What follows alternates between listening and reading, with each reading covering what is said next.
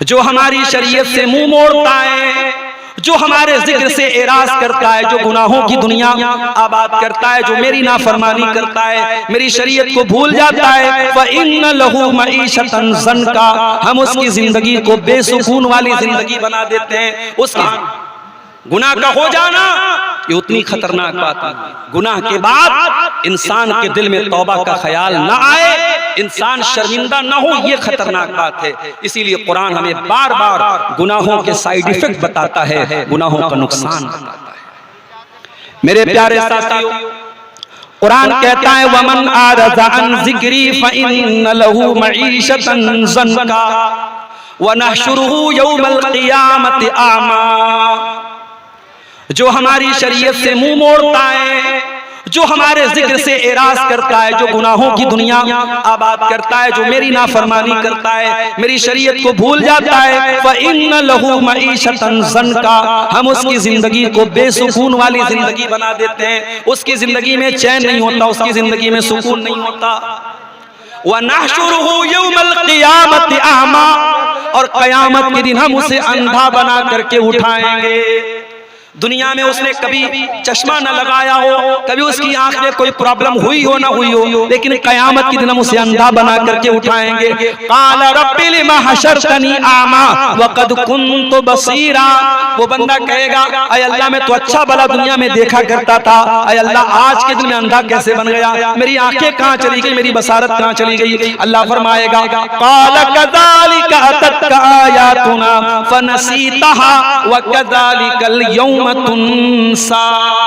मेरे बंदे, मेरी आयतें तेरे सामने पढ़ी जाती थी, मेरा कुरान तेरे सामने पढ़ा जाता था, तू उनको देखता भी नहीं था, तू भुला देता था, तूने हमारी आयतों को भुला दिया, हमने तुझको भुला दिया। गुनाह का नुकसान देखो मेरे साथ, गुनाह करने वाला कयामत के दिन भी जलील होगा और दुनिया में भी जलील होगा, क्योंकि इज्जत का मालिक कौन है? अल्लाह है। मन कान युरीदुल इज्जता फलिल्लाहिल इज्जतु जमीआ। ऐ इज्जत तलाश करने वालों, दुनिया वाले तुमको इज्जत नहीं दे पाएंगे जब तक इज्जत का मालिक तुमको इज्जत नहीं देगा। मन कान युरीदुल इज्जा, जिसको इज्जत चाहिए, फलिल्लाहिल इज्जतु जमीआ, तमाम किस्म की इज्जत का मालिक अल्लाह है। अल्लाह ने अपने नबी को दुआ सिखाई कुरान में, कुलिल्लाहुम्मा मालिकल मुल्की तूतिल मुल्का मन तशा व तंज़िउल मुल्का मिम्मन तशा व तुइज़्ज़ु मन तशा व तुज़िल्लु मन तशा। ऐ नबी आप ये दुआ पढ़ा कीजिए, ऐ बादशाहत के मालिक, ऐ बादशाहत के मालिक, ऐ सारी कायनात के शहंशाह, तू जिसको चाहता है बादशाहत देता है, जिससे चाहता है बादशाहत छीन लेता है। जो आज साहिब मसनद है कल नहीं होंगे, किराएदार हैं, जाती मकान थोड़ी है। ये राहत इंदौरी ने कभी कहा था तो बड़ी सच्ची बात कही। इक़्तिदार और पावर ये परमानेंट नहीं है मेरे साथ। फिरौन से बड़ा कौन बादशाह था? फिरौन से ज्यादा पावर किसके पास था? फिरौन तो वो बादशाह था जो बड़े नाज से कहता था अरे मैं मिस्र का बादशाह, हाज़िहिल अनहारु तजरी मिन तहती, ये दरियाए नील मेरी हुकूमत में बहता है, ये दरियाए कुलसुम मेरी हुकूमत में बहता है, ये बड़ी बड़ी नदियां मेरी सल्तनत में, मेरे पावर में, मेरी बादशाहत में चलती है। फिरौन वो था, मूसा से कहा वमा रब्बुल आलमीन, ऐ मूसा कौन है तेरा रब? मूसा ने कहा अल्लाह, मेरा अल्लाह अर्श पर है, सातों आसमान के ऊपर है। फिरौन ने कहा या हामान, ऐ हामान लाओ जरा सीढ़ी लगा करके एक महल बनाते हैं, सीढ़ी लगा करके जरा देखते हैं मूसा का रब दिखता कैसा है। अल्लाह का मजाक उड़ाया था फिरौन, अल्लाह का मजाक उड़ाया, नबी का मजाक उड़ाया, छोटे छोटे बच्चों को मरवा दिया, बनी इस्राइल को जलील किया। लेकिन जब अल्लाह का अज़ाब आया तो वही फिरौन नदी में डूब करके मर गया, दरिया में डूब करके मर गया। और जब मरा कुरान कहता है कम तरकू मिन जन्नातिन व उयून व ज़ुरूइन व मक़ामिन करीम व नामतिन कानू फीहा फाकिहीन। ओ लोगो जरा फिरौन का अंजाम तो देखो, बड़े बड़े महल थे फिरौन के, आज सबको छोड़ के चला गया। बड़े बड़े बागात थे फिरौन के, सब छोड़ के चला गया। बड़ी नेमतें उसके पास थी, सब छोड़ के जाना पड़ा। फमा कज़ालिका व औरसनाहा कौमन आखरीन, कल तक फिरौन रहता था, आज हमने दूसरों को उसका वारिस बना दिया, उसके महलों में कोई और रहने लगा। फमा बकत अलैहिमुस समाउ वल अर्दु वमा कानू मुनज़रीन। न तो फिरौन के ऊपर कोई रोने वाला था, न जमीन रोई, न आसमान रोया, और न फिरौन को कोई मोहलत मिली। अल्लाह की पकड़ जब आती है बड़ी सख्त होती है मेरे भाइयों, अल्लाह की पकड़। बच्चों को मारने वाला इसराइल, औरतों को मारने वाला इसराइल, पूरे शहर गाजा को बर्बाद करने वाला इसराइल, दुनिया में कौन था जो उससे पंगा लेता? दुनिया में कौन था जो इसराइल से लोहा लेता? मगर कहते हैं कि अल्लाह की लाठी में आवाज नहीं होती है। आज तस्वीरें आ रही है इसराइल की, इसराइल जल रहा है, आग कहां से आई कोई नहीं जानता। दरख्त जल रहे हैं, जमीन जल रही है, और बिल्डिंगें जल रही हैं, करोड़ों की प्रॉपर्टी जल के राख हो चुकी है। कितने लोग मरे हैं अभी नहीं मालूम, ये आग कहां से आई नहीं मालूम। हम तो यही कहेंगे, अल्लाह इन जालिमों को तो दुनिया में भी इनके हशर तक पहुंचा और आखिरत में भी इनके अंजाम तक पहुंचा। मेरे साथियों, गुनाहों से बचो, अल्लाह की नाफरमानी से बचो। ये गुनाह हमें दुनिया में भी जलील करते हैं, हमें हमारे ऊपर अल्लाह की लानत बरसती है गुनाहों की वजह से। हजरत अली कहते हैं, अल्लाह के नबी ने फरमाया, सही मुस्लिम की रिवायत है, लअनल्लाहु मन ज़बह लिग़ैरिल्लाह। अल्लाह की लानत बरसती है उस इंसान के ऊपर जो गैरुल्लाह के नाम पर जानवर ज़बह करता है। अल्लाह के सिवा किसी और के नाम से, किसी पीर के नाम से, किसी बाबा के नाम से, किसी बुजुर्ग के नाम से, किसी के भी नाम से अगर जानवर ज़बह करता है तो ये शिर्क है, और इसके करने वाले पर अल्लाह की लानत। लानल्लाहु मन आवा मुहदिसन, और अल्लाह की लानत उस इंसान के ऊपर जो किसी बिदअती को अपने घर में बना देता है। लानल्लाहु मन शतम वालिदैहि, और अल्लाह की लानत उस इंसान के ऊपर जो अपने माँ बाप को गाली देता है, अपने माँ बाप को बुरा भला कहता है। लानल्लाहु मन गय्यर मनारल अर्दी, और अल्लाह की लानत उस इंसान के ऊपर जो जमीन के निशानों को मिटा देता है। दूसरे का खेत है और उसके सटा हुआ मेरा खेत है, उससे सटा हुआ किसी इंसान का खेत है। अब एक इंसान अपने पड़ोसी के खेत को हड़पने के लिए जो निशान बना है, जो बाउंड्री बनी है, उसको मिटा दे ताकि उसकी जमीन पे नाजायज कब्जा कर ले। अल्लाह के नबी ने कहा उसके ऊपर भी अल्लाह की लानत बरसती है गुनाहों के करने वाले पर।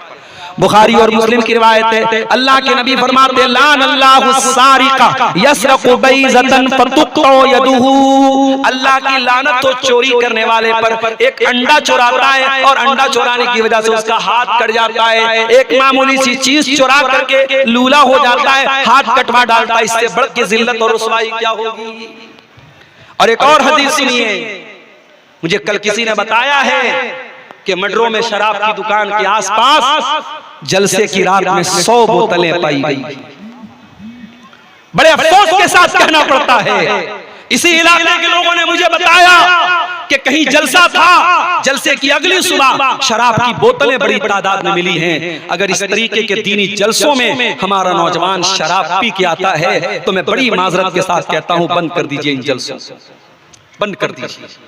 अगर ये जलसे नशा करने वालों, ज़िना करने वालों के जमा होने की जगह बन जाए तो इससे बढ़ के तकलीफ की मेरे साथियों क्या बात होगी। आज मुसलमान शराब पीता है और बाइक से आता है हीरो बन करके, शराब की दुकान से शराब पीता है और उसके बाद जलसे में आकर के उलमा की तकरीरें सुनता है। मेरे प्यारे साथियों, ये हम किस दौर में पहुंच गए, हम कौन सी किस दौर में पहुंच गए और कौन से हालात तक हम पहुंच गए। अल्लाह हम पर रहम फरमाए। ये शराब वो चीज है, मेरे नबी ने फरमाया, लानल्लाहु शारिबल खम्री, अल्लाह की लानत तो शराब पीने वाले पर, व साक़ियहा, शराब पिलाने वाले पर, व आसिरहा, और शराब तैयार करने के लिए जिस फल में से रस निचोड़ा जा रहा है उस रस निचोड़ने वाले पर भी अल्लाह की लानत हो। व मुअतसिरहा, और जिसके लिए निचोड़ा जा रहा है उसके ऊपर भी अल्लाह की लानत हो। व हामिलहा, और जो शराब का बर्तन लाद के ले जा रहा है उसके ऊपर भी अल्लाह की लानत हो। वल महमूलत इलैहि, और जिसके पास शराब को लेके जाया जा रहा है उसके ऊपर भी अल्लाह की लानत हो। व बाइहा,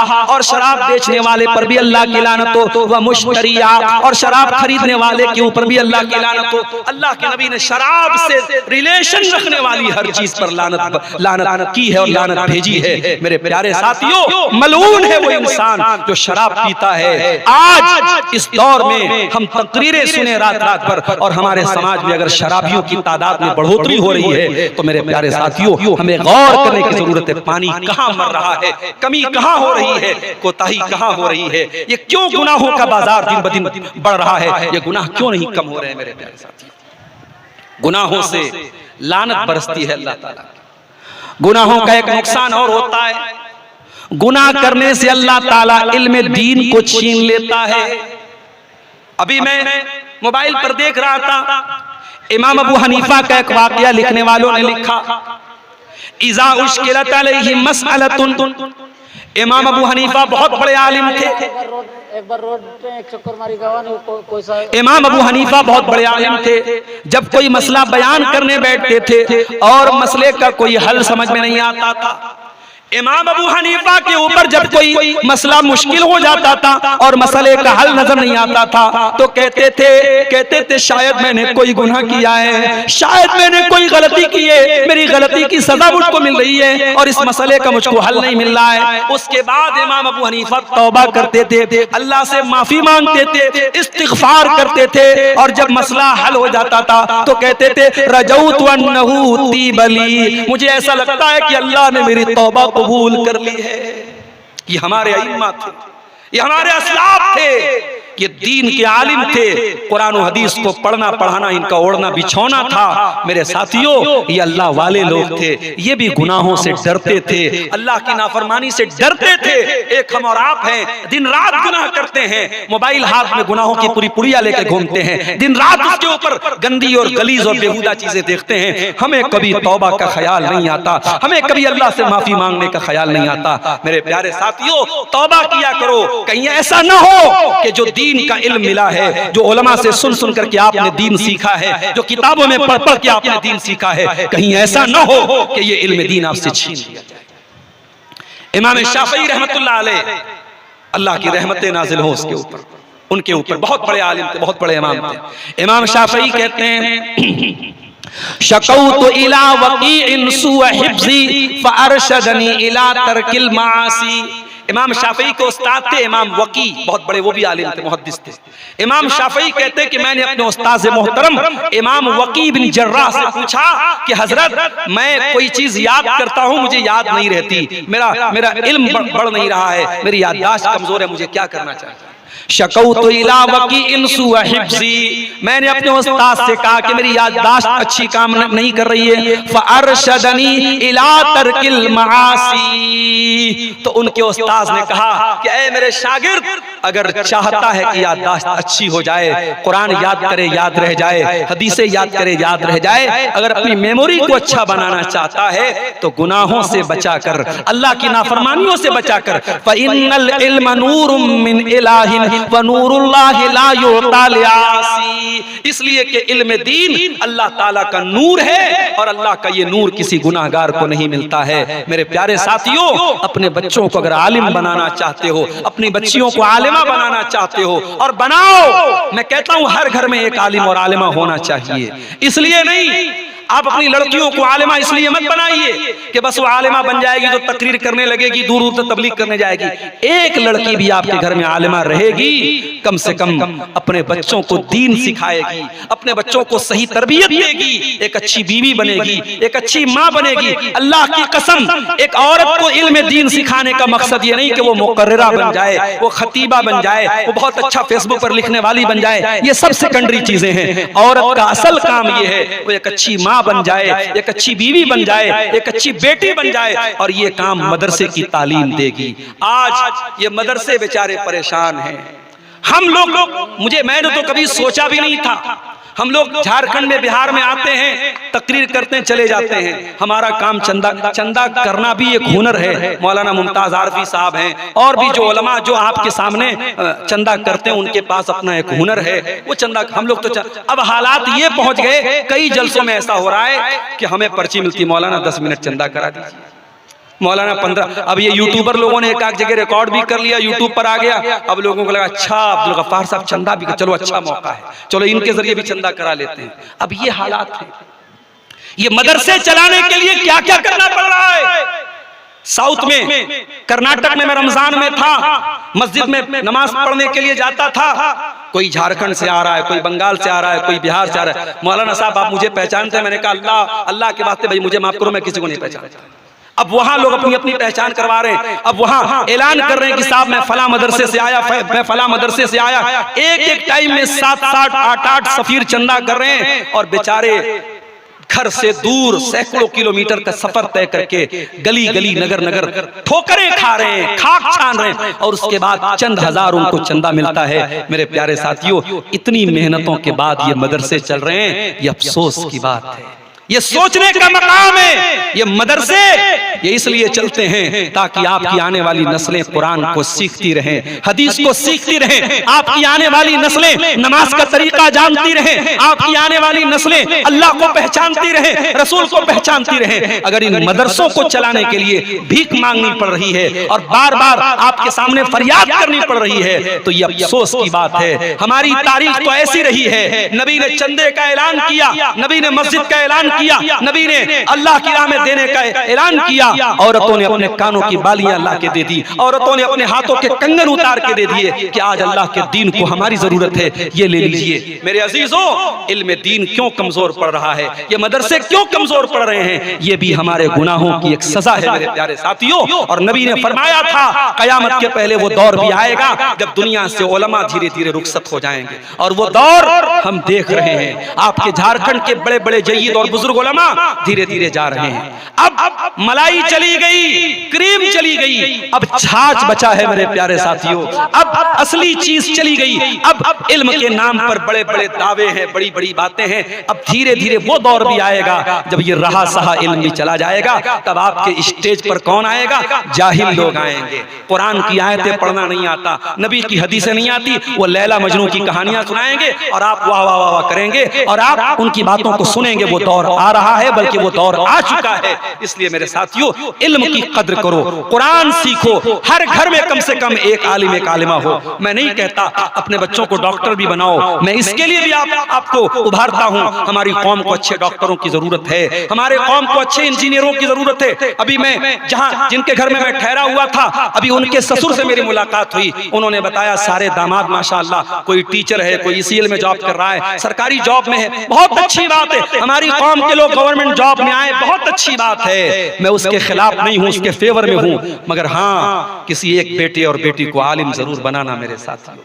आपकी इंजीनियरिंग, आपकी मेडिकल साइंस की तालीम, आपकी मैथ, आपकी साइंस, आपकी दुनिया का इल्म दुनिया में आपके काम आएगा। मगर मरने के बाद जब कब्र में जाओगे, मुनकर नकीर आएंगे तो ये नहीं पूछेंगे तूने मैट्रिक पास किया कि नहीं, तूने इंटर पास किया कि नहीं, तूने ग्रेजुएशन किया कि नहीं। फरिश्ते पूछेंगे मन रब्बू का, तेरा रब कौन है?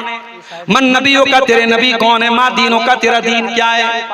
अल्लाह के नबी फरमाते मोमिन जवाब बिल्कुल सही सही दे देगा, मेरा रब अल्लाह है, मेरे नबी मोहम्मद सल्लल्लाहु अलैहि वसल्लम है, मेरा दीन इस्लाम है। फरिश्ता पूछेगा वमा युदरीका, ऐ मोमिन, ऐ इंसान, तुझे इन तीनों सवालों का जवाब सही सही कैसे पता चला? वो इंसान कहेगा करा तो किताब अल्लाह फआमनतु बिही वसद्दक़तु बिही। इन तीनों सवालों का सही जवाब मुझे इसलिए पता चल गया, मैंने कुरान पढ़ा था, मैं कुरान का आलिम था, मैं कुरान का हाफिज था, मैं कुरान मैंने पढ़ा था, कुरान को समझा था। मेरे साथियों, कब्र के अंदर जहां कोई किसी के काम नहीं आएगा, ये इल्म दीन आपके काम आएगा। इस इल्म दीन को अगर बचाना है मेरे साथियों, गुनाहों से अपने दामन को बचाओ, दौड़े और आगे बढ़िए। ये गुनाहों की एक और सजा है। गुनाहों की एक बहुत बड़ी सजा ये है कि ये हमारे दिल को कठोर बना रही है, दिल को सख्त बना रहे हैं ये गुनाह। एक जमाना था जब इतने जलसे नहीं होते थे, पूरे मैं 2009 से आपके इलाके में आ रहा हूं। जलसे होते थे मगर इतने नहीं होते थे। आज आपके इलाके में बहुत सारे जलसे, हर गांव में अब लोग जलसा करा रहे हैं। अगले साल का टाइम मुझसे लिया जा चुका है बगैया के लिए, और अभी आज हाफिज शफीक साहब ने टाइम लिया खुर्दमंगियन मदरसे के लिए। अगले साल, अभी 1 साल बाद कौन जिंदा रहेगा? मैं खुद रहूंगा कि नहीं रहूंगा, क्या गारंटी है मेरे भाई? इतने जलसे हो रहे हैं मगर बुराई में कोई कमी हो रही है? नहीं हो रही। क्या नमाजियों की तादाद में कोई इजाफा हो रहा है? नहीं हो रहा है। क्या ज़िनाकारी के केस घट रहे हैं या बढ़ रहे हैं? बढ़ रहे हैं।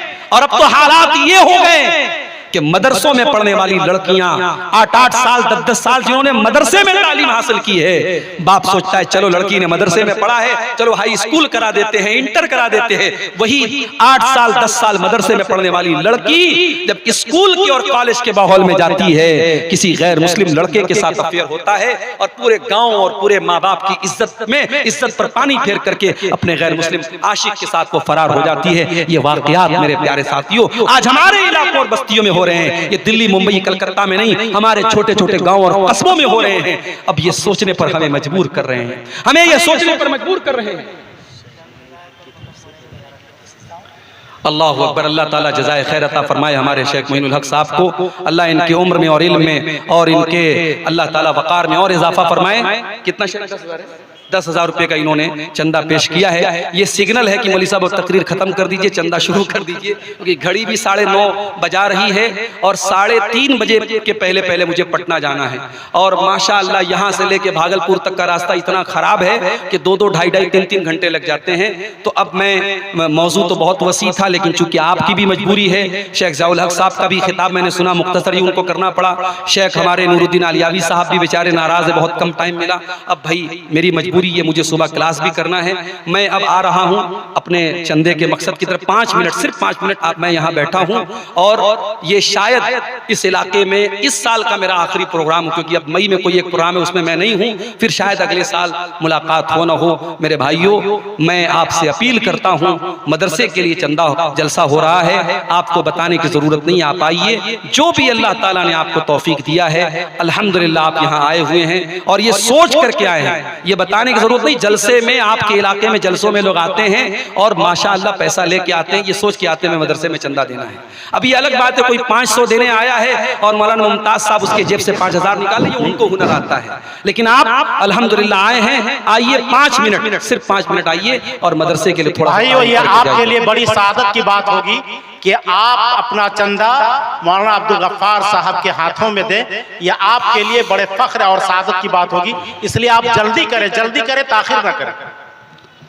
आइए मेरे हजरत, बिल्कुल 9:30 बज चुका है, 5 मिनट है, आइए। अल्लाह ताला आपके चंदों को कबूल फरमाए। तकरीर को यहीं से स्टॉप कर रहा हूँ। अरे नहीं भाई, नहीं चलता, फिर हमको यहीं रुकना पड़ेगा। अच्छा 10 मिनट नहीं, आइए लीजिए, आइए हजरात, अपनी माओ बहनों से जल्दी करें आप लोग, कम है, 5 मिनट हमारे पास वक्त बचा है। आप हजरात आइए, अपना ताउन पेश कीजिए। शायद मदरसे वालों का कुछ ऑनलाइन भी चंदे का सिस्टम है, आप पता कर लीजिए और स्कैनर पे बारकोड पे आप जो चंदा दे सकते हैं वो चंदा दीजिए। हैं अख्तर के नाम पे मास्टर खलील साहब ने 2000 का चंदा पेश किया है।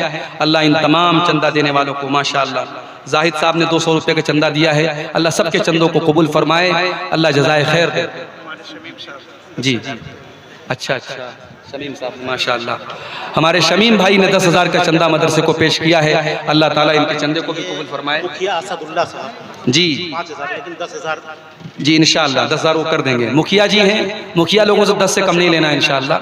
मुखिया असदुल्लाह साहब हैं, अल्लाह इनके चंदे को कबूल फरमाए। और हजरात खाली मुखिया लोग नहीं भाई, आप लोग आम लोग भी आए, जो जितना दे सकता है दे, आ करके बस 5 मिनट में आपके सामने बैठा हूँ, चंदा देते हुए जाएं। अल्लाह ताला आपके चंदों को, आपके ताउन को कबूल फरमाए। आइए, देर मत कीजिए भाइयों, अभी पूरा जलसा बाकी है, बहुत सारे उलमा आपके सामने आएंगे। मैं आपके सामने सिर्फ 5 मिनट बैठा हूँ, आपके मदरसे के लिए आपके सामने हाथ फैला रहा हूँ। आइए इस मदरसे का ताउन करते हुए जाइए। ये जो भी मुख्तलिफ लोगों ने चंदा दिया है, अल्लाह ताला, इनका नाम नहीं मालूम, अमाउंट नहीं मालूम, अल्लाह ताला इनके ये 500 रुपया किसी और भाई ने दिया है, अल्लाह सबके चंदों को कबूल फरमाए। आइए आप लोग उठ करके ना जाएं, जलसागाह ना छोड़ें। जलसे को अभी हुफ़ाज़े कराम की दस्तार बंदी होगी और दस्तार बंदी का काम देखना ये आप लोगों के लिए जरूरी है भाई। देखिए, जो बच्चे दस्तारबंदी जिनकी होगी, बड़े सपने होते हैं उनके, उनके माँ बाप भी आए होंगे, उनके लिए बड़ी खुशी की बात होगी। आप हजरात बैठे रहें यहाँ, देखिए वो चंदा दे रहे, ले लीजिए। बरसों की मेहनत के बाद जो है बच्चों ने कुरान करीम हिफ्ज़ मुकम्मल किया है, बरसों की मेहनतों के बाद। इसलिए आप लोग जलसागाह ना छोड़े, जलसागाह में बैठे रहें। तमाम चंदा देने वालों को चंदे को अल्लाह ताला कबूल फरमाए, इनकी सेहत में, इनके उम्र में, इल्म व अमल में अल्लाह बरकत दे। जो लोग अपने वालिदैन की तरफ से दे रहे हैं, अल्लाह उनके वालिदैन की हिफाजत फरमाए। जो मरहूमीन की तरफ से दे रहे हैं, अल्लाह ताला उनके मरहूमीन की मग़फ़िरत फरमाए। मैं तमाम इन चंदा देने वालों के हक में दुआ कर रहा हूँ, इनके नाम लिए बगैर। अल्लाह ताला नियतों को जानता है, अल्लाह के आपका सवाब लिखा जा चुका है। आइए इस कार्य खैर में हिस्सा लेते हुए जाइए। ये इन जलसे वालों को ये शिकायत ना रहे कि हमने इतना बड़ा जलसा किया मदरसे के लिए और खातिर खा चंदा ना हो, ये शिकायत इनको ना मिले। अल्लाह आप तमाम हजरात के ताउन को कबूल फरमाए। आते रहिए और अल्लाह के रहमत। माशाअल्लाह, जज़ाकल्लाह। आइए आइए, देते रहिए। देखिए, मैं अमाउंट भी नहीं देख रहा हूँ जो आ रहा है, मैं ये मौलाना की तरफ बढ़ा रहा हूँ। आप तमाम हजरात आइए, अल्लाह ताला आपके चंदों को कबूल फरमाए। घड़ी की सुई आगे बढ़ रही है और वक्त जो है बड़ी तेजी से आगे बढ़ रहा है। आप आते रहिए और चंदा इस इदारे को, इस मदरसे को देते रहिए। जज़ाकल्लाह जज़ाकल्लाह। अल्लाह सबके चंदों को कबूल फरमाए। अल्लाह सारे लोगों की जिन्होंने भी इस इदारे को ताउन किया है या करेंगे, अल्लाह उनके माल में, उनके अहल वयाल में बरकत अता फरमाए। मेरे अजीज़ों, वक्त मेरे पास अब ख़त्म हो चुका है। मैं अब आपसे इजाज़त चाहता हूँ। मेरे बाद के खतीब अब तशरीफ़ आपके सामने लाएंगे। आज आइए आइए, अब मौलाना मोइनुल हक साहब बैठे रहेंगे। अल्लाह ताला सबके चंदों को कबूल फरमाए। माशाअल्लाह, जज़ाकुमुल्लाह खैर। अभी मुकर्रीन की लिस्ट में बड़े बड़े नाम हैं। जज़ाकुमुल्लाह। मौलाना जिरजी साहब का जो नाम छोटे बड़े कोई भी अमाउंट वो भी तशरीफ फरमा है। मौलाना जिरजी साहब कटावी हाफिज़हुल्लाह, मौलाना इमामुल इस्लाम असरी साहब हैं, मौलाना अबुल कलाम सल्फी गिरिडी वाले हैं। माशाअल्लाह, आज आपके जलसे में तमाम जो मारूफ खुतबा हैं सब इकट्ठा हो चुके हैं। जी जी। और कई उलमा के भी बयानात बाकी हैं। आप हज़रात सुकून से बैठें, जलसे को का जो वक़ार है उसको बाकी रखें। अल्लाह ताला इन तमाम चंदा देने वालों को चंदे को कबूल फरमाए। आमीन। जज़ाहुमुल्लाहु खैरा। जल्दी करें, जल्दी करें। तरबियत पर तवज्जो नहीं देंगे, हम नहीं बचा सकते अपनी आने वाली नस्लों को। अब वो ज़माना नहीं है कि आप मदरसे के बल पे ये तवक्को रख लें कि आपका बच्चा सुधर जाएगा, किताबें पढ़ के सुधर जाएगा, उस्ताद लगा देंगे सुधर जाएगा। नहीं, आपको जागना पड़ेगा। आपकी औलाद को, आपके बच्चों को, आपकी बच्चियों को बर्बाद करने के इतने रास्ते आ चुके हैं कि आप सोच नहीं सकते। खास तौर से आपके वो बच्चे जो टीनेजर हैं, 15 साल की उम्र का लड़का हो गया, 15 साल की उम्र की लड़की हो गई। अब उसको बहकाने के लिए, उसको गुमराह करने के लिए, उसको गलत रास्ते पे डालने के लिए इतनी चीजें, इतने प्लेटफॉर्म मौजूद हैं कि आपको के लिए बहुत मुश्किल है कि आप कंट्रोल करें। आपको अपना 100% देना पड़ेगा बच्चों को। आपका कारोबार, आपका बिजनेस, आपकी जॉब, इन सब से बढ़ करके आपके बच्चे हैं मेरे प्यारे साथी। अपने बच्चों की तरबियत पर हमें और आपको बहुत ही फोकस करना पड़ेगा। शेख अबुल कलाम साहब ने इस मौजू पर रोशनी डाली है, मैं उस पर तफसील से नहीं जाना चाहता। मैंने आपके सामने कुरान करीम की एक ऐसी आयत पढ़ी है जिस आयत में अल्लाह ताला ने अपने आखिरी नबी का इंट्रोडक्शन दे दिया है, अपने आखिरी नबी की पहचान करा दी है कि हमारे आखिरी नबी कौन हैं, वो क्यों आए हैं दुनिया में, उनके आने का मकसद क्या है, उद्देश्य क्या है, वो किस पर्पस के, किस मकसद के लिए दुनिया में आए हैं। अल्लाह ताला ने एक आयत में क्लियर कर दिया। फरमाया वमा अरसलनाका इल्ला रहमतल लिल आलमीन,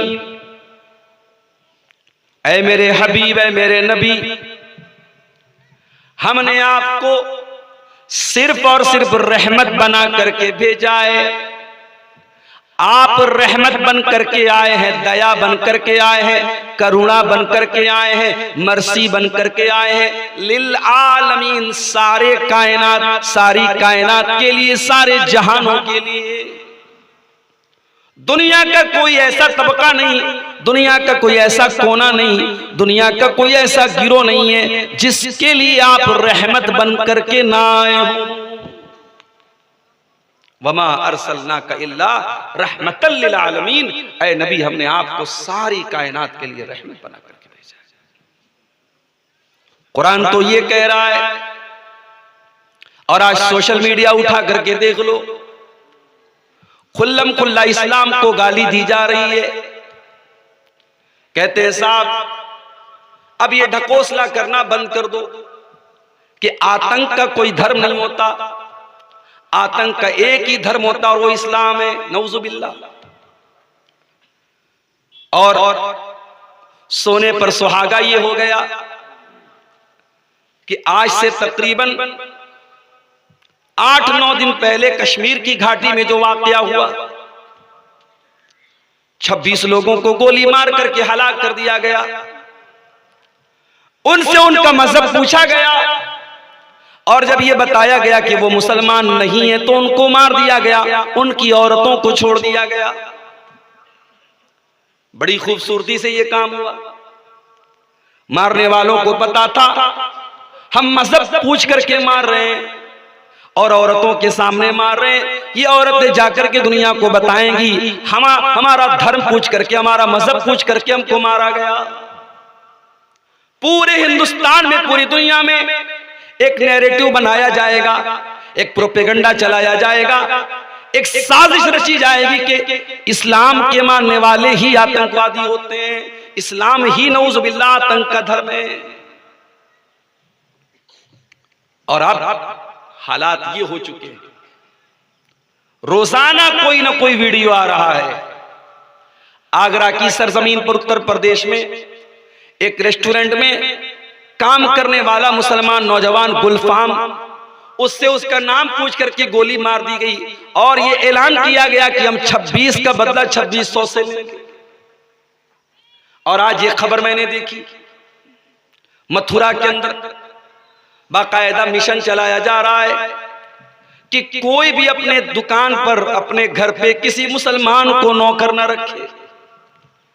एंटी मुस्लिम, मुसलमानों के खिलाफ नफरत की पूरी मुहिम छेड़ी जा रही है। मेरे प्यारे साथी, हमने तो हमेशा यही कहा है, आतंक का कोई धर्म नहीं होता। अगर कश्मीर के पहलगाम में 26 लोगों को धर्म पूछ करके मारा जा रहा है तो बिल्कुल गलत है, नाजायज है, हराम है। अगर किसी बेगुनाह को कत्ल करने वाला अल्लाहू अकबर कह करके कत्ल करे तब भी गलत है, जय श्री राम बोल करके कत्ल करे तब भी गलत है। मारने वाला कोई भी हो, अगर बेकसूर को मार रहा है, उसकी जबान से क्या नारा निकल रहा है, उसके चेहरे पर दाढ़ी है कि नहीं है, उसके माथे पर सजदे का निशान है कि नहीं, ये नहीं देखा जाएगा। मारने वाला अगर बेकसूर को मार रहा है तो ये आतंकवाद है, ये दहशतगर्दी है।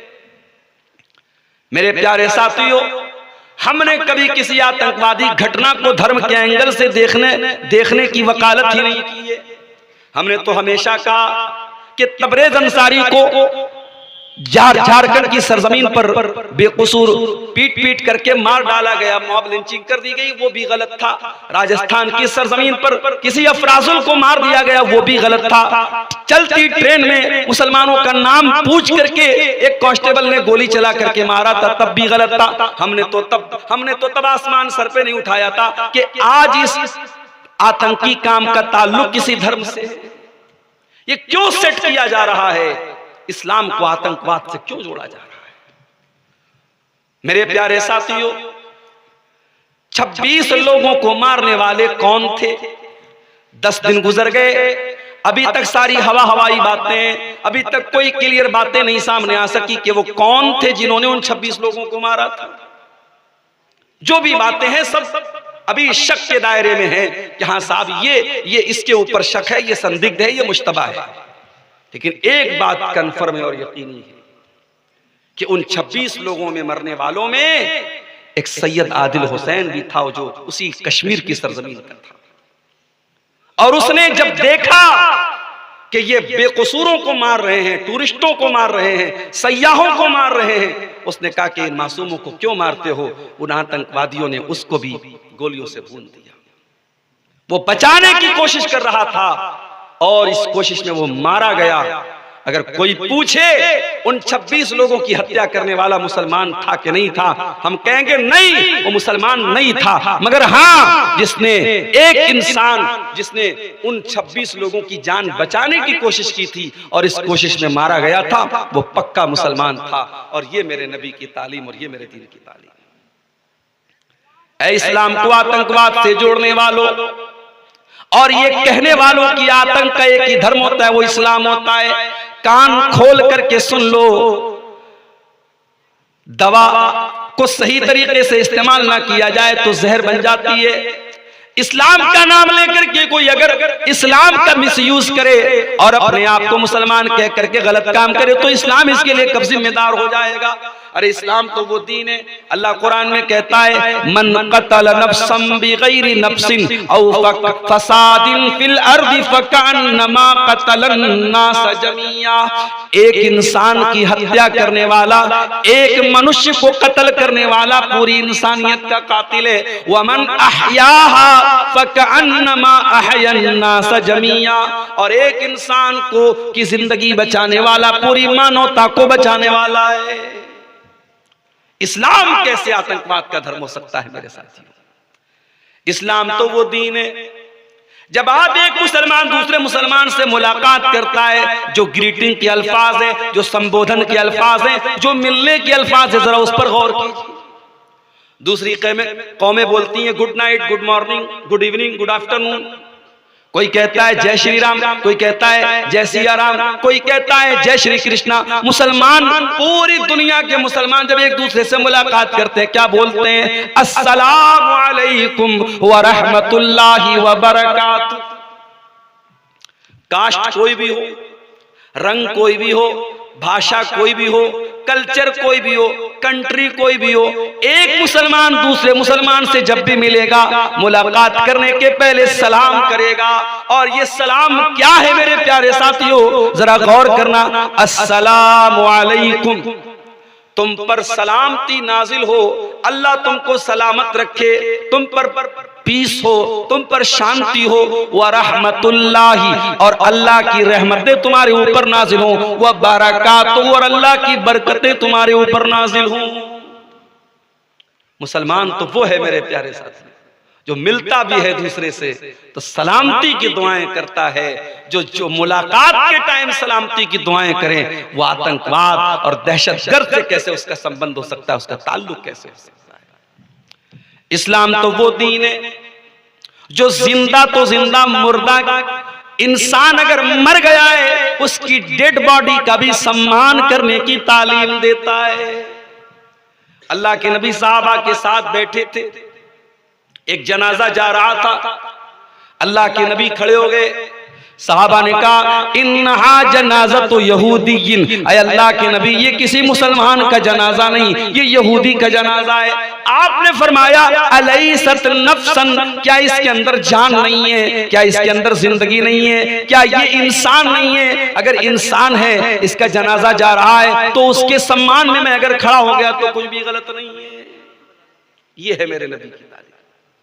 किसी मुर्दा इंसान का भी अपमान करना, उसकी लाश का अपमान करना। बीच बीच में हमें खबरें मिलती रहती हैं कि साहब फला जगह जो है आतंकवादियों ने हमारे इंडियन आर्मी के फौजियों का सर काट दिया। अल्लाह की कसम, ये काम करने वाला अगर अपने आप को मुसलमान कहता है तो उसे शर्म आनी चाहिए। किसी लाश की बेहुरमती करने की इस्लाम ने तालीम नहीं दी है। अल्लाह के नबी फरमाते हैं कसरु इज़मिल मय्यति का कसरिही हय्यन, मुर्दा की हड्डी को तोड़ना वैसा ही है जैसे जिंदा की हड्डी को तोड़ना है। आप कब्रिस्तान में अपने किसी रिश्तेदार की कब्र खोद रहे हैं, अगर दूसरे मुर्दे की हड्डी निकल जाए तो शरीयत कहती है कि पूरे सम्मान के साथ उस हड्डी को भी वहीं दफन कर दिया जाए, उस हड्डी को तोड़ना भी आपके लिए जायज नहीं है। ये है इस्लाम की तालीम। इस्लाम और आतंकवाद, इस्लाम और दहशतगर्दी, मेरे प्यारे साथियों, ये दो अपोजिट चीजें हैं, दो बिल्कुल विपरीत चीजें हैं, दो बिल्कुल विरोधी चीजें हैं, बिल्कुल एक दूसरे से टकराने वाली चीजें। अरे इस्लाम तो वो दीन है, नबी अकरम की मौजूदगी में नजरान के ईसाई अल्लाह के नबी के पास आते हैं, उनका डेलीगेट आता है, उनका वफ्द आता है और अल्लाह के नबी से डिस्कशन करता है, गुफ्तगू करता है। उनकी नमाज का टाइम हो जाता है, वो मस्जिद के बाहर जाने लगते हैं। अल्लाह के नबी ने फरमाया, ऐ ईसाइयों, ये हमारी मस्जिद है, ये हमारी मस्जिद है, आप अपनी नमाज यहाँ पे पढ़ना चाहें, हमें कोई ऑब्जेक्शन नहीं, कोई एतराज नहीं। अल्लाह के नबी की मौजूदगी में उन ईसाइयों ने मस्जिद नबी में अपनी नमाज कायम की। इस्लाम का सीना इतना कुशादा है मेरे प्यारे साथियों, इसीलिए अल्लाह कुरान में कहता है, वमा अरसलनाका इल्ला रहमतल लिल आलमीन, ऐ नबी हमने आपको सारी कायनात के लिए रहमत बना करके भेजा है। अभी शेख अब्दुल कलाम साहब एक बात कर रहे थे, आजकल नौजवानों में इश्क और मोहब्बत का बड़ा नशा चढ़ा हुआ है। मुझे सब खबरें मिलती रहती हैं। अभी आपके इलाके की एक खबर मुझे मिली कि साहब एक लड़की जो बनात में पढ़ती थी, मदरसे में पढ़ने वाली लड़की, जो बाद में स्कूल जाती है और एक गैर मुस्लिम लड़के के साथ उसका अफेयर होता है और आज उस गैर मुस्लिम लड़के के साथ वो भाग करके शादी करती है और पूरे गांव और पूरे इलाके को छोड़ करके कहीं और जाकर के बसी है। और जब घर वालों ने कंप्लेंट की, उसने सामने आकर के कहा कि नहीं, मेरी रजामंदी से निकाह हुआ है, शादी हुई है और मैं अपने इसी गैर मुस्लिम पति के साथ रहूंगी। ये हालात हैं आज हमारे मुल्क के नहीं, हमारे गांव के, हमारे अपने इलाके के ये हालात पैदा हो रहे हैं। पानी कहां मर रहा है मेरे प्यारे साथी, पानी कहां मर रहा है। 8-8 साल 10-10 साल बुखारी और मुस्लिम और तिरमिजी और हदीस की किताबें पढ़ने के बाद अगर हमारी लड़कियां और हमारी बेटियां अगर किसी के आई लव यू और प्यार के जाल में फंस करके अपने दीन और ईमान का सौदा करने के लिए तैयार हैं, तो इसका मतलब कि कहीं ना कहीं पानी मर रहा है, कहीं ना कहीं हमने रस्सी को बहुत ढीला छोड़ के रखा है, कहीं ना कहीं हमारी तरबियत और हमारी पकड़ में बहुत कमजोरी है मेरे साथ। माफ करना इंदर चक वालों, माफ करना इस इलाके की सरजमीन के लोगों, सिर्फ रात में साल में जलसे करा लेना और फैमिली के साथ जलसों में आकर के एक मेले ठेले की तरह शामिल हो जाना और रिश्तेदारों के घर में दावत खा लेना, इसको अगर आपने दीन समझ लिया है और दीन का तकाजा समझ लिया है, दैट इज नॉट इनफ, ये काफी नहीं है मेरे प्यारे साथियों। आपको दीन सीखना पड़ेगा और अपने बच्चों को सिखाना पड़ेगा। आपकी लड़की जवान हुई, आपने उसको ये तो बताया कि तुझे बुर्का पहनना है, नकाब पहनना है। लड़की घर से निकली, नकाब पहन करके निकली, आपने उसको ये शिक्षा दी, ये तालीम दी कि तू जवान हो गई, तुझे नकाब पहनना पड़ेगा। मगर इतना काफी नहीं है मेरे प्यारे साथी। आपको अपनी जवान लड़की को ये भी बताना पड़ेगा कि तू ये नकाब क्यों पहन रही है। दुनिया की करोड़ों औरतें, करोड़ों लड़कियां तो अपने जिस्म की नुमाइश कर रही हैं, नकाब तो बड़ी दूर की बात है, उनके बदन का कोई हिस्सा ऐसा नहीं जिसको दुनिया के मर्द लोग न देखते हो। सोशल मीडिया पर, इंटरनेट पर उसको घूर घूर के देखा न जाता हो। ऐ मुसलमान लड़की, तू अपने घर से पर्दे में क्यों निकल रही है, तू नकाब में क्यों निकल रही है। आप जब अपनी बच्ची को कुरान पढ़ाएंगे, कुरान का तर्जमा पढ़ाएंगे, आपकी बच्ची कुरान की आयत पढ़ेगी, या अय्युहन नबिय्यु कुल लिअज़वाजिका व बनातिका व निसाइल मुमिनीना युदनीना अलैहिन्ना मिन जलाबिबिहिन्ना। ऐ नबी अपनी बेटियों से कह दीजिए, अपनी बीवियों से कह दीजिए, ऐ नबी तमाम मुसलमान औरतों से कह दीजिए, युदनीना अलैहिन्ना मिन जलाबिबिहिन्ना, कि जब वो अपने घर से निकला करें तो अपने ऊपर चादर डाल लें, अपने ऊपर नकाब डाल लें, अपने ऊपर बुर्का डाल लें। दालिका अदना अन युरफना फला युज़ैन, ये पर्दा दुनिया को बता देगा कि हम नकाब नकाब पहनने वाली लड़कियां हैं, हम बुर्का पहनने वाली लड़कियां हैं, हम हिजाब करने वाली लड़कियां हैं, हमको कोई छेड़ने की जरूरत न करे। हम इज्जतदार घरों की लड़कियां हैं, हमारी इज्जत के साथ कोई खेलने की कोशिश न करे। अल्लाह की कसम,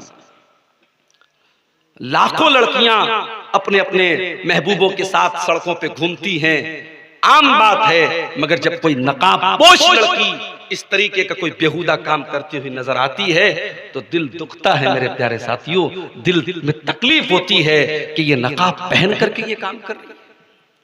इसलिए अपनी बहनों से कहना चाहूंगा, जब तुम घर से नकाब में निकला करो, चाहे तुम स्कूल जाती हो, कॉलेज जाती हो, बनात में पढ़ती हो, कहीं भी जाती हो, ऐ मुसलमान लड़कियों, जब तुम नकाब में निकला करो, जब तुम पर्दे में निकला करो, तो अपने नकाब को सिर्फ एक कपड़ा न समझना, उसको सिर्फ एक ड्रेस न समझना, वो तुम्हारे इस्लाम को पेश करता है। जब एक लड़की नकाब पहन करके निकलती है, दुनिया उसका नाम नहीं जानती, उसका नाम आयशा है, उसका नाम हफ्सा है, उसका नाम खदीजा है, उसका नाम सफिया है, दुनिया नहीं जानती। हाँ, दुनिया ये जानती है ये नकाब पहन करके आई है तो इसका मतलब मुसलमान लड़की है। ऐ नकाब पहनने वालियों, जब तुम कोई गलत काम करती हो, जब तुम कोई बेहुदा काम करती हो, जब तुम कोई नामुनासिब काम करती हो, दुनिया कहती है मुसलमान होकर के ऐसा काम करती है।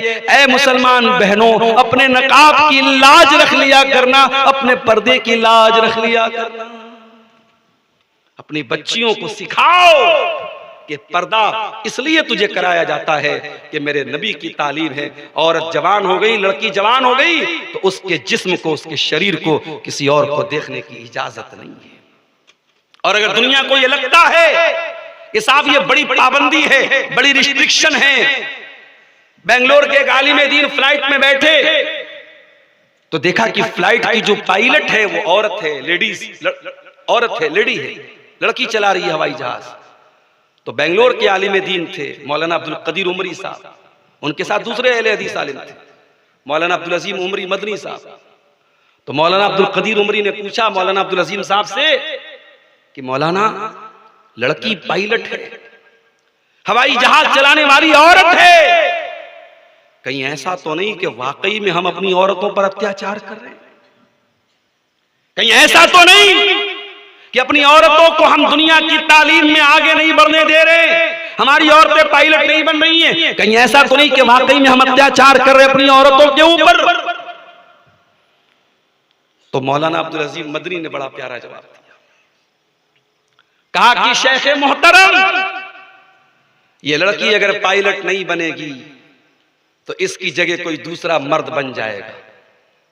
ये पायलट बनी है, जरूरी नहीं था कि ये पायलट बनती, अगर ये ना बनती तो दूसरा कोई मर्द बन जाता, इसकी कमी को कोई मर्द पूरा कर सकता है। लेकिन अगर ये औरत पायलट बन गई और इसने मां का हक अदा नहीं किया, इसने अपने शौहर के साथ बीवी का हक अदा नहीं किया, दुनिया का कोई मर्द इसकी जगह नहीं ले सकता। माँ का काम माँ को ही करना है, बेटी का काम बेटी को ही करना है, बहन का काम बहन को ही करना है, बीवी का काम बीवी को ही करना है। औरत पायलट बन जाए, औरत हवाओं में उड़ने लगे, मगर औरत का जो असल काम है वो मर्द कभी नहीं कर सकता। मौलाना ने कहा यही इस्लाम है जो ये कहता है कि औरत पहले अपना ओरिजिनल काम करे, जो उसकी ओरिजिनल ड्यूटी है, जो औरत का असल काम है, जिस काम का कोई अल्टरनेट नहीं है। आज दुनिया में मेरी प्यारी माँ और बहनों, आज औरत से सिर्फ उसके सर की चादर नहीं छीनी जा रही है, आज बच्चों से माँ का प्यार छीना जा रहा है। बॉलीवुड की बड़ी बड़ी हीरोइनें साहब, वो दिन रात अपने बदन की नुमाइश कर रही हैं, इधर जिम जा रही है, उधर एक्सरसाइज कर रही हैं, उधर अपनी फिटनेस का जो है वो दिखावा कर रही हैं, और उनके बच्चों को कौन पाल रहा है? बेबी केयर, बेबी टेकर, किसी को तनख्वाह पे रखा है उन्होंने, वो बेबी टेकर और बेबी केयर करने वाला वो उनके बच्चों को पाल रहा है। माफ करना मेरी प्यारी माँ और बहनों, बॉलीवुड की उन करोड़पति हीरोइनों से हमारे गांव की वो गरीब औरत अच्छी है, जो अपने बच्चे को अपना दूध पिलाती है, जो अपने बच्चे को अपना टाइम देती है, जो अपने बच्चे के गीले बिस्तर पे खुद सो जाती है। वो माँ उस करोड़पति और अरबपति बॉलीवुड की हीरोइन से बेहतर है। जो काम वो माँ कर सकती है वो दुनिया का कोई इंसान नहीं कर सकता। इमाम अहमद इब्न हंबल रहमतुल्लाह अलैह खुद फरमाते हैं, मैं बहुत छोटा सा था, मेरे बाप का इंतकाल हो गया था, मैं यतीम हो गया था, मेरी माँ ने मुझको अकेले पाला था। मेरी माँ ने मुझको कुरान का हाफिज बनाया। मेरी माँ ने मुझको पूरा कुरान सिखाया। ओ इंदर चक वालो, जाओ जरा जायजा लेकर के बताओ कितने घरों में माएँ अपने बच्चों को कुरान पढ़ाती हैं। मदरसे ने पढ़ा दिया तो कौन सा कमाल हो गया, असातिज़ा ने पढ़ा दिया तो कौन सा कमाल हो गया। अरे कमाल तो ये है जब माँ कुरान की हाफिजा हो और माँ अपने बच्चों को कुरान याद करा दे। अहमद इब्न हंबल कहते हैं मेरी माँ ने मुझको कुरान का हाफिज बनाया। फजर की अजान होती थी, हय्या अलस सलाह की आवाज आती थी। मस्जिद मेरे घर से काफी दूर थी। मेरी माँ नकाब पहनती थी। मेरी उंगली पकड़ करके मस्जिद में लेकर के जाती थी। अपने लेडीज सेक्शन में चली जाती थी और मुझे मर्दों के सेक्शन में भेजती थी। पाबंदी से 5 टाइम की नमाज मेरी माँ मुझसे पढ़वाती थी। ओ लोगों, ऐसी माँ की तरबियत मिली तो दुनिया को अहमद इब्न हंबल मिलते हैं, इतने बड़े इमाम मिलते हैं। उन माओं की कमी को कोई पूरा नहीं कर सकता मेरे साथियों। एक सहाबी जिनका नाम फर्रुख था, अल्लाह के नबी के सहाबी, उनका नाम फर्रुख था। वो मैदान जिहाद में जा रहे थे, मैदान जंग में जा रहे थे। जाने के टाइम अपनी बीवी के पास आते हैं और 40,000 दिरहम अपनी बीवी को देते हुए कहते हैं, ऐ मेरी बीवी, तू प्रेग्नेंट है, तुझे बच्चा होने वाला है। मुझे नहीं मालूम मैं जिंदा वापस लौटूंगा या नहीं लौटूंगा। अगर मैं ना लौट पाऊं तो ये 40,000 दिरहम बहुत बड़ी रकम है, मैं दे करके जा रहा हूं। मेरा बच्चा जो पैदा होगा उस बच्चे का ख्याल रखना और इस 40,000 रुपये का सही इस्तेमाल करना, इसको सही जगह खर्च करना। सहाबी ने बीवी को वसीयत की और मैदान जिहाद में चले गए। जंग खत्म हो गई, शहीदों की लाशें इकट्ठा की गई। उन शहीदों की लाशों में हजरत फर्रुख की लाश नहीं थी। जो लोग जिंदा बचकर के आए उनमें भी उनका कहीं अता पता नहीं था। कई साल तक बीवी ने इंतजार किया, शौहर का कोई अता पता नहीं, शौहर के बारे में कुछ मालूम नहीं। शौहर के जाने के कुछ दिनों के बाद हजरत फर्रुख की बीवी के घर में विलादत होती है, बच्चा होता है और माँ अपने बच्चे का नाम बड़ी मोहब्बत से रबिया रखती है। बच्चा धीरे धीरे बड़ा होता है, बच्चा बाप के साये से महरूम है, बाप का कोई अता पता नहीं है। माँ अपने उस बच्चे को बड़ी मेहनत से पढ़ाती है, लिखाती है, अल्लाह के नबी की हदीसों का आलिम बनाती है, नबी की हदीसों की मोहब्बत उसके सीने में भरती है। उस दौर के बड़े बड़े अइम्मा के पास भेजती है कि जा मेरे बच्चे, तुझे हदीस का हाफिज बनना है, तुझे हदीस का आलिम बनना है, तुझे बहुत बड़ा आलिम बनना है। अपने बेटे के ऊपर बहुत पैसा खर्च करती है और उसको अपने दौर का बहुत बड़ा आलिम बना देती है। वो माँ इतने बड़े आलिम बन जाते हैं उनके बेटे रबिया कि जब रबिया इंतकाल करते हैं तो इमाम मालिक रहमतुल्लाह अलैह जैसा इंसान कहता है, आज से कुरान और हदीस का इल्म दुनिया से चला गया। उन इमाम रबियतुर राय, उनका नाम रबियतुर राय पड़ गया। वो जब कोई राय देते थे इतनी भारी और इतनी वजनदार उनकी बात होती थी कि उनका नाम ही पड़ गया इमाम रबियतुर राय। इतने बड़े मकाम और पोजीशन पर वो लड़का पहुंच गया। जब वो लड़का जवान हुआ, उसके बाद हजरत फर्रुख रजी अल्लाह ताला अन्हु जो अभी इंतकाल नहीं जिनका हुआ था, जो अभी जिंदा थे, लापता हो गए थे, वो किसी तरीके से दुश्मन के पास चले गए थे। जान बचा करके कई सालों के बाद जब वापस मदीना आए, मदीना आने के बाद अपने घर आए, घर का दरवाजा खटखटाया, दरवाजा एक जवान इंसान ने खोला। हजरत फर्रुख अपने घर में दाखिल होने लगे। जवान लड़के ने पूछा, कहां जा रहे हैं आप? कहा, ये मेरा घर है, अपने घर में जा रहा हूं। रबिया ने कहा कि आपका घर कैसे हो सकता है, ये घर तो मेरा और मेरी मां का है। अभी बाप बेटे में ये बातें चल रही थी, अंदर से मां ने अपने शौहर की आवाज को सुन लिया। हाय हाय, 20 बरस के बाद ये मंजर देखने को मिला कि अपने शौहर को जिंदा देख रही है। अपने ऊपर कंट्रोल न रहा, शौहर और बीवी ने एक दूसरे को गले लगाया, बड़ी देर तक रोते रहे। फिर बीवी कहने लगी, ऐ मेरे सरताज, ये जवान लड़का जो खड़ा है ये कोई और नहीं, ये आपका बेटा है। हजरत फर्रुख अपने जवान बेटे को गले लगा करके खूब रोए। जिस बेटे के पैदा होने के पहले चले गए थे, आज वो बेटा जवान हो चुका था, 20 साल का कड़ियल जवान हो चुका था। बाप बेटे बड़ी देर तक गले में लग करके रोते रहे। रात हुई, हजरत फर्रुख ने खाना खाया, मियां बीवी बिस्तर पे सोए। हजरत फर्रुख ने बीवी से पूछा कि ऐ मेरी बीवी, मैं तो बहुत दिनों से लापता हूं, मैं तुमसे पूछना चाहता हूं, वो 40,000 दिरहम मैंने तुमको अमानत के तौर पे दिया था, तुमने उन 40,000 दिरहमों का क्या किया?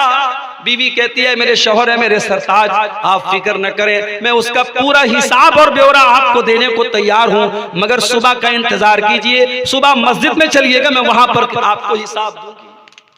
सुबह होती है, मस्जिद के अंदर हजरत रबिया रजी अल्लाह ताला अन्हु हदीस पढ़ा रहे। सैकड़ों तलबा, कोई बसरा से आया है, कोई कूफा से आया है, कोई दिमश्क से आया है, कोई मक्का से आया है, कोई यमन से आया है, सैकड़ों स्टूडेंट्स हैं और वो हदीस पढ़ रहे हैं। और पढ़ाने वाला कौन है? हजरत रबियतुर राय रहमतुल्लाहि अलैह, जो बहुत बड़े आलिम थे, बहुत बड़े मुहद्दिस थे, वो उनको हदीस पढ़ा रहे थे। हजरत फर्रुख की बीवी उनके पास आई, कहा है मेरे सरताज चलिए मस्जिद में चलते हैं, मैं वहां पर आपको 40,000 दिरहमों का हिसाब दूंगी।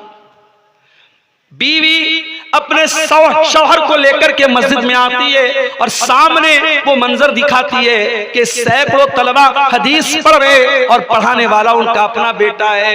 हजरत फर्रुख ये मंजर देख करके रोने लगते हैं, कहते हैं मेरी बीवी, यही तो वो मंजर है जिसके लिए मैंने कई मर्तबा अल्लाह से दुआएं की थी, मैंने मैदान जिहाद में दुआएं की थी, अल्लाह मुझे ऐसा बेटा दे देना जो तेरे नबी की हदीसों का आलिम हो, जो हदीस को सीखता हो सिखाता हो। ऐ मेरी बीवी, मेरा वो ख्वाब आज पूरा हो गया, मेरी वो तमन्ना आज पूरी हो गई, मेरी वो दुआ अल्लाह ने कबूल कर ली। आज अपने बेटे को इस मकाम पे देख करके मैं बहुत खुश हूं, मैं बहुत बाग हूं। बीवी ने कहा, मेरे सरताज, आपके वो 40,000 दिरहम इसी बेटे को इस मकाम तक पहुंचाने के लिए मैंने खर्च किए थे। अगर आपको लगता है मैंने गलत जगह खर्च किए थे तो आप मुझे सजा दे दीजिए। वो 40,000 दिरहम अपने इसी बेटे की तालीम और तरबियत पर मैंने खर्च किए थे। हजरत फर्रुख अपनी बीवी को गले लगा लेते और कहते हैं, मेरी बीवी, तूने वाकई में वो 40,000 दिरहम बिल्कुल सही जगह पर खर्च किए थे। ये होती है माँ और ये होती है माँ की तरबियत। मेरे प्यारे साथियों, हमारे नबी रहमत बन करके आए हैं और हमारे नबी ने माँ को माँ का दर्जा दिया है, बेटी को बेटी का दर्जा दिया है, बहन को बहन का दर्जा दिया है। ऐ मुसलमान लड़कियों, अगर आपको ये लगता है इस्लाम ने आपको बहुत पाबंदियों में जकड़ दिया है, जरा 1400 साल पहले का इतिहास पढ़ के देख लेना कि 1400 साल पहले इस्लाम के आने के पहले और जनाब मोहम्मद रसूलुल्लाह सल्लल्लाहु अलैहि वसल्लम के आने के पहले, मैं ये तो नहीं कह सकता इस्लाम के आने के पहले, ये अल्फाज भी मेरे ख्याल से मुनासिब नहीं है, इसलिए कि बहुत सारे लोग ये समझते हैं कि इस्लाम सिर्फ 1400 साल पुराना मजहब है। इस्लाम तो आदम अलैहिस्सलाम के जमाने से लेकर आज तक जो अल्लाह का दीन है वो इस्लाम ही है, सारे नबियों का दीन इस्लाम है। हाँ, इस्लाम के अलग अलग एडिशन आए, इस्लाम के अलग अलग संस्करण आए।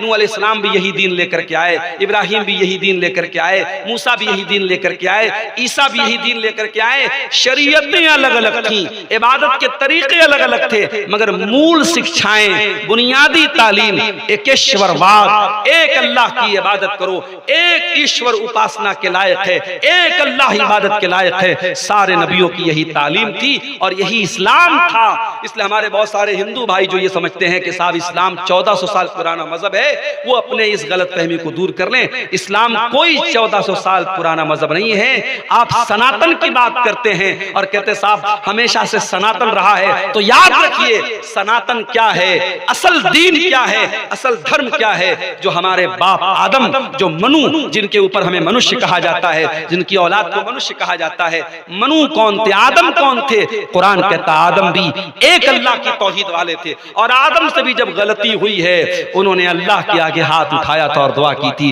रब्बना ज़लमना अनफुसना व इल्लम तगफिर लना व तरहमना लनकूनन्न मिनल खासिरीन। ऐ परवरदिगार परवरदिगार, हमने अपनी जान पर जुल्म किया है और अगर तूने नहीं बख्शा और तूने रहम न किया तो हम खसारा उठाने वालों में से हो जाएंगे। आदम भी इस्लाम को फॉलो करते थे और जनाब मोहम्मद रसूलुल्लाह सल्लल्लाहु अलैहि वसल्लम भी इस्लाम को लेकर के आए थे। इस्लाम कोई 1400 साल पुराना मजहब नहीं है। इस्लाम आदम अलैहिस्सलाम से लेकर के आज तक और कयामत तक जो सही धर्म है वही इस्लाम है। मेरे प्यारे साथियों, मैं अपनी औरतों से कहना चाहूंगा कि ऐ औरतों, अगर तुम्हें यह लगता है कि इस्लाम ने तुम पर अत्याचार किया है, जरा 1400 साल पहले का इतिहास उठा के देखो। औरत की स्थिति क्या थी, औरत की पोजीशन क्या थी। कुरान कहता है वइज़ा बुशिरा अहदुहुम बिल उनसा ज़ल्ला वजुहु मुस्वद्दन व हुवा कज़ीम। जब किसी के घर में लड़की पैदा होती थी, बेटी पैदा होती थी, बाप का चेहरा काला पड़ जाता था। यतवारा बिनल कौमि मिन सुई मा बुशिरा बिही, और लड़की का बाप लोगों को अपना चेहरा नहीं दिखाता था, सोच में पड़ जाता था अयुमसिकुहु अला हुनिन अम यदुस्सुहु फित तुराब। अगर लड़की को पालता हूं तो समाज वाले ताना मारेंगे और लड़की को अगर मार देता हूं तो अपने हाथों से जमीन में ले जाकर के गाड़ना पड़ेगा। बेटियां जमीन में गाड़ दी जाती थी, ये अलग बात है। 2025 आ चुका है, आज भी लड़कियां जमीन में गाड़ी जाती हैं। 1400 साल पहले जमीन में गाड़ी जाती थी, आज मां के पेट में मार दी जाती है। भारत में, हमारे मुल्क में करोड़ों लड़कियां हर साल और लाखों लड़कियां रोजाना मां के पेट में मार दी जाती हैं। वजह क्या है? लड़की की परवरिश मुश्किल है, जहेज देना पड़ेगा, शादी में जेवर देना पड़ेगा। आज हालात ये हैं, बनारस में अभी एक हफ्ता पहले हैदराबाद के एक साहब आए, कहने लगे मौलाना साहब ये बताइए लड़की की शादी में कितना खर्च आता है आपके यहाँ। मैंने कहा आम तौर से लड़की की शादी में, बनारस की मैं बात करूं, बनारस में फिर भी रस्म और रिवाज कम है, लेकिन 1-2 लाख तो रुपये तो बहरहाल चाहिए। कहा कि मौलाना हमारे हैदराबाद की सरजमीन पे लड़की की शादी करना है, सबसे पहले मैरिज हॉल लेना पड़ेगा। मैरिज हॉल कम से कम 2 लाख का, 1 लाख का जेवर देना पड़ेगा, 2 से 3 लाख का खाना करना पड़ेगा। एक गरीब आदमी, एक मिडिल क्लास आदमी 5-6 लाख का मिनिमम उसको इंतजाम करना पड़ेगा। लोग सूद पर कर्जा ले रहे हैं, लोग बैंकों से लोन ले रहे हैं, लोग अपना घर बेच करके अपनी लड़कियों की शादी कर रहे हैं। उन्होंने कहा कि मौलाना इसको रोकने के लिए आपके पास प्लान क्या है। आप लोग तकरीरें कर रहे हैं मगर आपकी तकरीरों से कोई असर होने वाला नहीं नजर आ रहा है। आज भी लड़कियों की शादी में ये सारा खर्चा हो रहा है और लोग कहते हैं भाई हराम कहाँ है। ठीक है, नबी के दौर में लड़की की शादी पे दावत नहीं हुई, क्या लड़की की शादी की दावत हराम है? हराम तो नहीं है, जब हराम नहीं तो हम कर रहे हैं।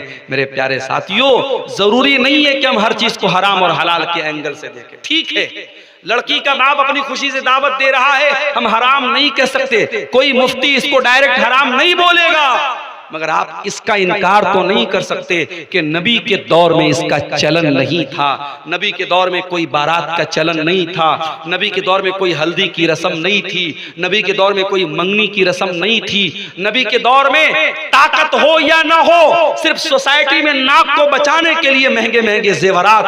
आज सोने का दाम आप देखिए लाख के करीब चल रहा है और लड़की चाहे गरीब की हो चाहे अमीर की हो, इतना जेवर हमें देना पड़ेगा। ये क्यों आपने अपने ऊपर एक बोझ डाल के रखा है मेरे प्यारे साथियों? और अफसोस तो तब होता है जब इन गरीब लड़कियों के घर में शादी करने वाला लड़का, जो खुद भी बहुत गरीब होता है, उसका बाप मूंछों पे ताव दे के कहता है कि साहब हम 50 लोगों से, 100 लोगों से, 200 लोगों से बारात लेके आएंगे। उसे मालूम है लड़की का बाप बड़ी मुश्किल से रिक्शा चलाता है, ताली चलाता है, मजदूरी करता है, बड़ी मुश्किल से पेट भरता है, उसको मालूम है लड़की के घर वालों की हैसियत। उसके बावजूद वो मूंछों पे ताव दे के कहता है हमारे 100 बाराती आएंगे, उनका अच्छा नाश्ते पानी का इंतजाम कर देना, उनको खिला देना। ये बेगैरती क्यों हो रही है मेरे प्यारे साथियों? और आज लड़की के बाप को ज़कात मांगनी पड़ रही है। मैं गरीब आदमी हूं, मुझे लड़की की शादी करना है, वो लोगों के सामने हाथ फैला करके भीख मांगता है, तब उसकी लड़की की शादी होती है। और ये मसला सिर्फ झारखंड का नहीं है, सिर्फ साहिबगंज का नहीं है, सिर्फ गोड्डा का नहीं है, ये पूरे देश का, पूरे मुल्क का मसला बना हुआ है। कहीं कम है, कहीं ज्यादा है। मेरे प्यारे साथियों, ये वो चीजें हैं जिसने लड़की की पैदाइश को मुश्किल बना दिया है। अच्छे अच्छे दीनदार घरों में भी हम देखते हैं, लड़का पैदा हुआ तो खुशी नजर आती है, लड़की पैदा हुई तो उदासी नजर आती है। नहीं मेरे प्यारे साथियों, मेरे नबी ने जो रहमतल लिल आलमीन थे, मेरे नबी रहमत बन करके आए। मेरे नबी ने कभी लड़की की पैदाइश पर उदासी का हुक्म नहीं दिया।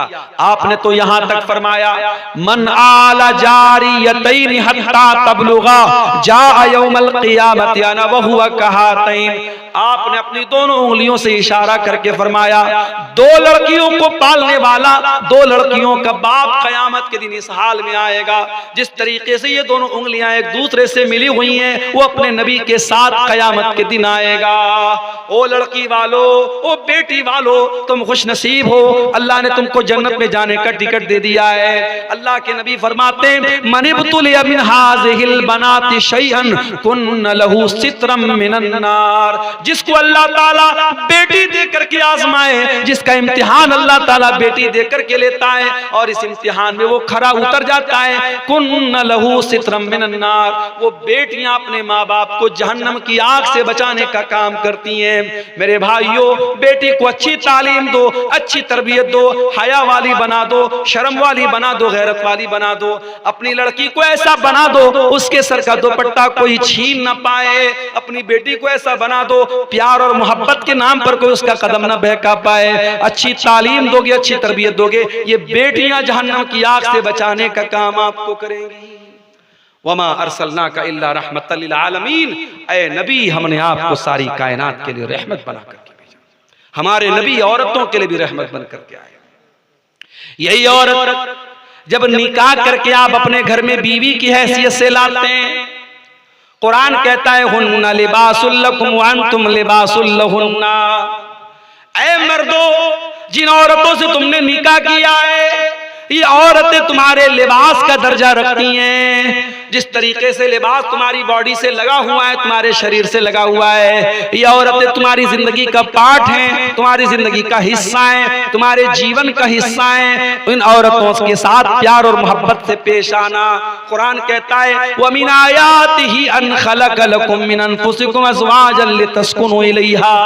ऐ मेरे बंदो, अल्लाह की निशानियों में से एक निशानी ये भी है कि उसने तुम्हारी बीवियों को बनाया ताकि तुम उनसे सुकून हासिल करो।